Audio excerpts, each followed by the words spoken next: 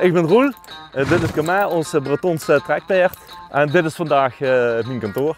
We halen hier heel gericht bomen weg om de lichtcondities voor de voorjaarsflora en de speciale orchideeën hier te verbeteren. Ze hebben snoeiwerk uitgevoerd en we halen zeg maar takkenwerk uit het bos. Je kunt de takken en de boom met machines eruit halen, maar dat is een enorme impact op de bosbodem. En met het paard uitslijpen heeft ze eigenlijk geen schade aan de bosbodem. En dat is eigenlijk het grote pluspunt van het werken met paard. Nou, het gebied lijkt nu een beetje kaal, maar dit seizoen nog gaan we ook opnieuw inheemse soorten aanplanten. Daarmee gaan we natuurlijk weer de biodiversiteit vergroten. Je wilt zeker heel graag werken, dat is absoluut geen discussie. Want een paard van 1000 kilo, dat kan je niet dwingen. Het heeft supergoed karakter.